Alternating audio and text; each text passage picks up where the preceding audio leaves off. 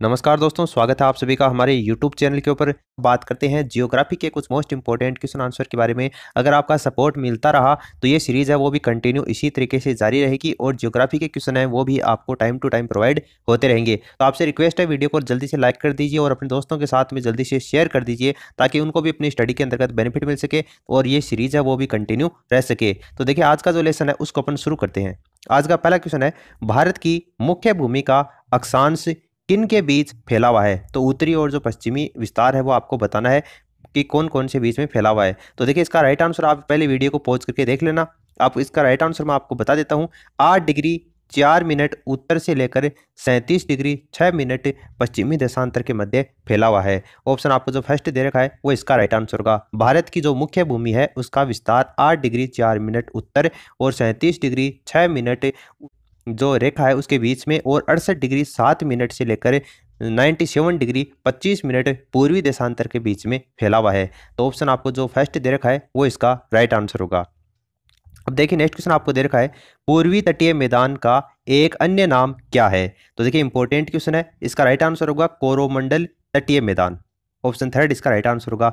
भारत का जो पूर्वी तट है उसके फाल्स डीवी द्वीप से केप कोमोरिन तक का जो भाग है उसको कोरोमंडल तट के नाम से जाना जाता है, जबकि कोंकण, गुजरात मैदान और मालाबार तट का जो संबंध है वो पश्चिमी तट के दक्षिणी भाग से है। इसलिए विकल्प आपका जो थर्ड दे रखा है वो क्या होगा? इसका राइट आंसर होगा।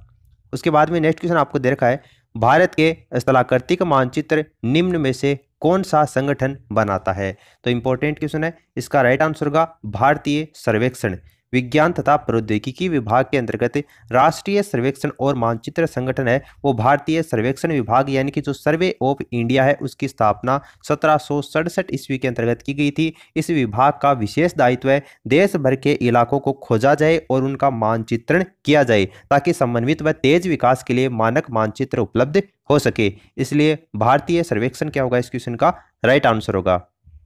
नेक्स्ट क्वेश्चन आपको दे रखा है, भारतीय मानक समय किस रेखांश पर अपनाया जाता है? तो देखिए, इसका राइट आंसर होगा 82.5 डिग्री। कहने का मतलब भारतीय जो मानक समय है वो 82.5 डिग्री पूर्वी रेखांश है जो इलाहाबाद के नैनी से होकर गुजरती है। यह ग्रीनविच समय से कितना आगे है? 5 घंटा और 30 मिनट आगे है। तो ये क्वेश्चन कई बार एग्जाम में पूछा जाता है कि भारत का जो मानक समय है वो ग्रीनविच माध्य समय से कितना आगे है या फिर पीछे है। तो ये 5.5 घंटे क्या है? आगे होगा। एक क्वेश्चन एग्जाम में पूछा जाता है कि 82.5 डिग्री पूर्वी देशांतर भारत के लिए क्यों महत्वपूर्ण है? तो इसका राइट आंसर होगा भारतीय मानक समय है उसका निर्धारण करती है 82.5 डिग्री पूर्वी देशांतर। तो यही इसका क्या होगा? राइट आंसर होगा।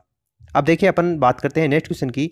तो आपको दे रखा है, निम्न में से किसको सूर्य की ऊर्ध्वाधर किरणें कभी नहीं मिलेंगी? तो 4 ऑप्शन आपके सामने दे रखे हैं। पहले आप वीडियो को पॉज कर सकते हैं और खुद से इमेजिन कर सकते हैं।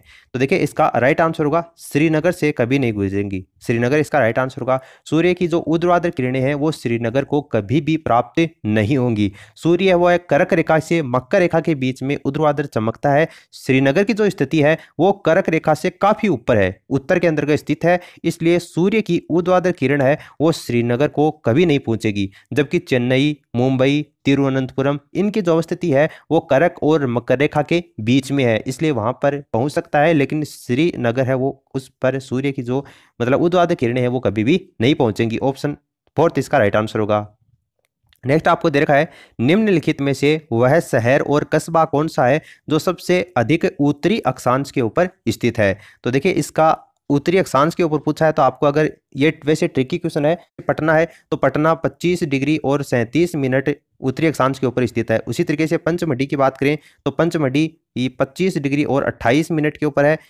इसके अलावा बात करें इलाहाबाद की तो इलाहाबाद है वो 22 डिग्री और 3 मिनट उत्तरी अक्षांश पर है। तो राइट आंसर कौन सा होगा? पटना हो जाएगा। पटना इसका करेक्ट आंसर होगा।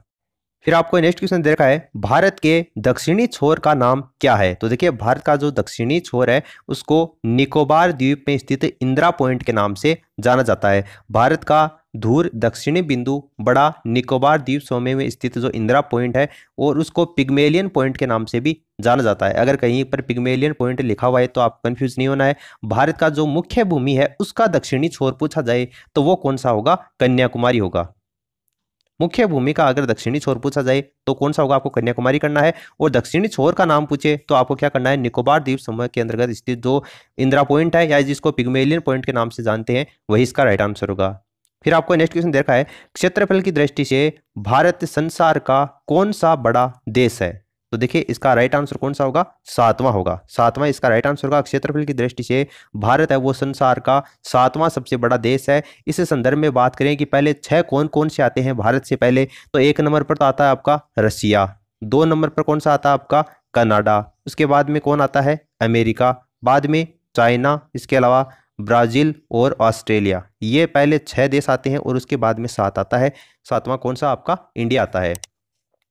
फिर आपको देखिए नेक्स्ट क्वेश्चन दे रखा है, भारत का क्षेत्रफल पाकिस्तान से लगभग कितना गुना है। देखिए इंपॉर्टेंट क्वेश्चन है, एसएससी एमटीएस की एग्जाम हुई थी उसमें आया था एक बार ये क्वेश्चन, कितना गुना है ये, 4 गुना है। भारत का जो क्षेत्रफल है वो पाकिस्तान के क्षेत्रफल का लगभग 4 गुना है। बात करें भारत का क्षेत्रफल कितना है, तो वर्ग किलोमीटर के अंतर्गत 32,87,269 वर्ग किलोमीटर है। और पाकिस्तान के क्षेत्रफल की बात करें तो 7,96,000 और 95 वर्ग किलोमीटर क्या है, पाकिस्तान का है। तो इस रेस्पेक्ट में अगर देखा जाए तो लगभग ये इसके 4 गुना से भी अधिक है। आपको जो ऑप्शन सेकंड दे रखा है वो इसका राइट आंसर हो जाएगा।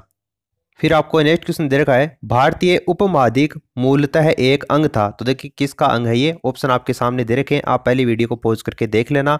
गोंडवाना लैंड क्या होगा, इस क्वेश्चन का राइट आंसर होगा। भारतीय उपमहाद्वीप मूलतः गोंडवाना लैंड का एक भाग था। ऑस्ट्रेलिया, अफ्रीका, दक्षिणी अमेरिका, मेडागास्कर, इन सभी इसके भाग थे।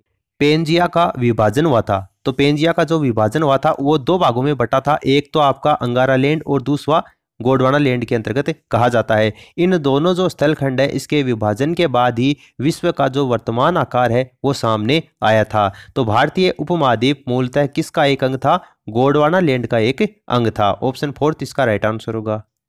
फिर नेक्स्ट क्वेश्चन आपको दे रखा है, निम्नलिखित में से किस देश के भारत की अंतर्राष्ट्रीय सीमा नहीं लगती है। तो कौन से देश के साथ में भारत की अंतर्राष्ट्रीय सीमा नहीं लगती है। अच्छा क्वेश्चन है, वीडियो को पॉज करके देख लेना।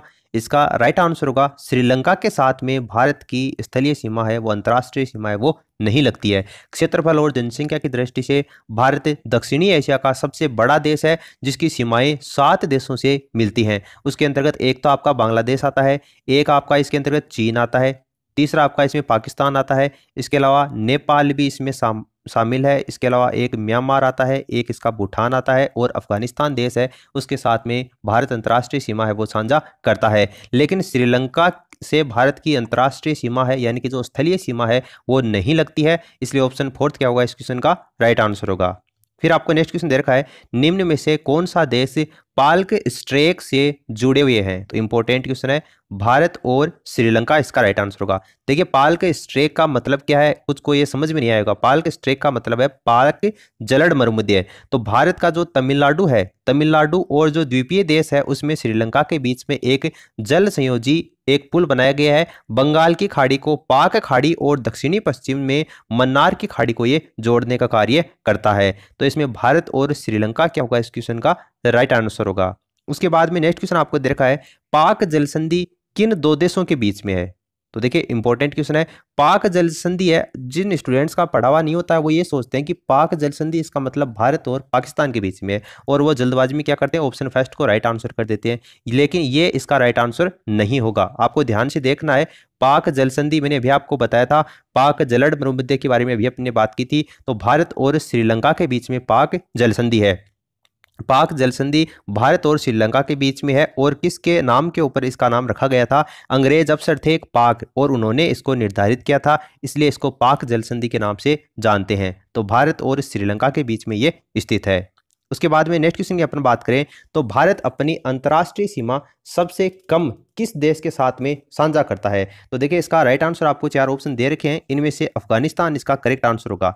भारत अपनी अंतर्राष्ट्रीय सीमा है वो सबसे कम अफगानिस्तान के साथ में साझा करता है और कितनी करता है, लगभग 106 किलोमीटर की लंबी जो अंतर्राष्ट्रीय सीमा है वो अफगानिस्तान के साथ में साझा करता है। भारत अपनी अंतर्राष्ट्रीय जो सीमा है वो सबसे ज्यादा किसके साथ में साझा करता है, तो बांग्लादेश के साथ में करता है।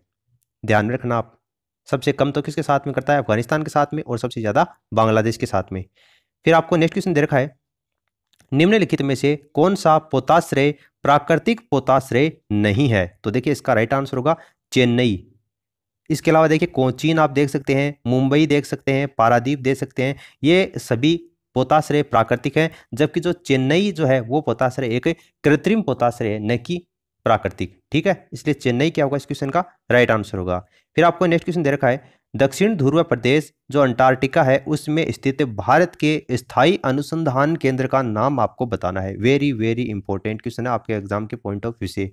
इसका राइट आंसर होगा दक्षिण गंगोत्री। दक्षिण गंगोत्री इसका राइट आंसर होगा। दक्षिण गंगोत्री अंटार्कटिका के अंतर्गत स्थित भारत के एक स्थायी अनुसंधान केंद्र का नाम है। तो इसमें ऑप्शन क्या होगा, फोर्थ इसका राइट आंसर होगा। फिर आपको नेक्स्ट क्वेश्चन दे रखा है, किस देश के साथ में भारत की सबसे लंबी अंतर्राष्ट्रीय सीमा है। तो देखिए मैंने थोड़ी देर पहले आपको बताया था, सबसे कम तो मैंने अफगानिस्तान के साथ में बताया था 106 किलोमीटर की, और सबसे ज़्यादा किसके साथ में है, बांग्लादेश के साथ में है। और बांग्लादेश के साथ में कितनी है, 4096.7 किलोमीटर लंबी सीमा भारत की अंतर्राष्ट्रीय सीमा है, वो बांग्लादेश के साथ में बनाता है और सबसे ज़्यादा है। बांग्लादेश की सीमा को स्पर्श करने वाले भारतीय राज्यों की बात करें तो इसमें एक तो आपका आता है त्रिपुरा, इसके अलावा एक आता है मिजोरम, और एक इसमें असम आता है, एक इसमें मेघालय आता है, और एक इसमें वेस्ट बंगाल आता है, यानी कि पश्चिमी बंगाल राज्य है वो भी इसके अंतर्गत शामिल है। तो बांग्लादेश के साथ में कितनी सीमा साझा करता है, 4096.7 किलोमीटर की सीमा साझा करता है, ध्यान में रखना आप। नेक्स्ट क्वेश्चन आपको दे रखा है, उत्तर पश्चिम में भारत भूमि की सीमाएं किस देश के साथ में लगी हुई हैं। तो वेरी वेरी इंपॉर्टेंट क्वेश्चन है, उत्तर पश्चिम की बात हो रही है तो आपको पता होगा कि इस तरीके से जो भारत का मैप है उसमें उत्तर पश्चिम इधर कौन सा देश स्थित है,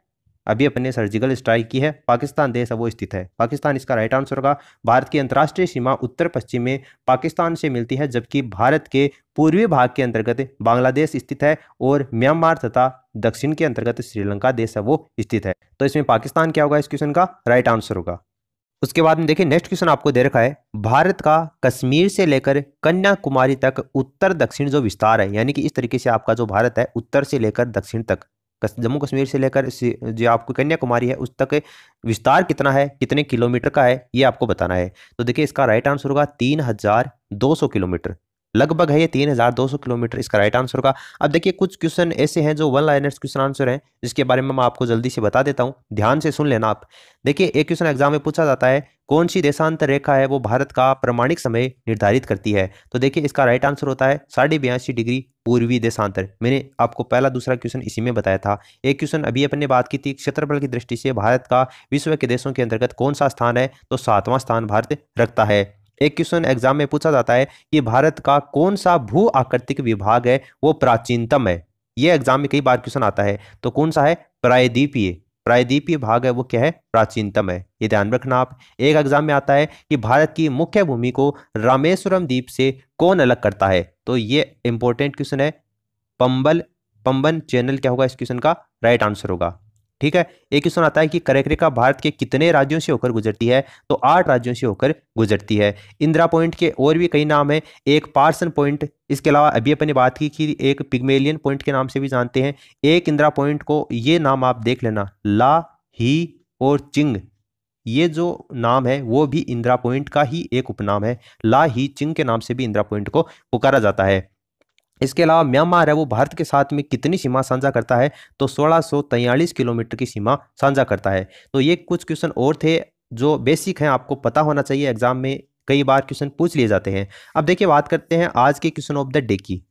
तो देखिए आज का क्वेश्चन है, सियाचिन ग्लेशियर को लेकर किन 2 देशों के बीच में विवाद है, यानी कि सियाचिन ग्लेशियर को लेकर 2 देशों के बीच में जो विवाद चल रहा है वो कौन कौन से 2 देश हैं वो आपको बताने हैं। 4 ऑप्शन आपके सामने दे रखे हैं, नीचे कमेंट सेक्शन में आपको इसका राइट आंसर बताना है। नेक्स्ट वीडियो में आपको इसका करेक्ट आंसर बता दिया जाएगा, जो भी जियोग्राफी का वीडियो आएगा। तो वीडियो अच्छा लगा तो इसे लाइक जरूर करें, ताकि मुझे पता चल सके कि ये क्वेश्चन आपके लिए जो मैं प्रोवाइड करवा रहा हूँ वो कितने आपके लिए मददगार हैं। अपने दोस्तों के साथ में इस वीडियो को शेयर कीजिए, ताकि उनको भी अपनी स्टडी के अंतर्गत बेनिफिट मिल सके। मिलते हैं नए वीडियो में कुछ नए क्वेश्चन के साथ में, तब तक के लिए जय हिंद, जय भारत।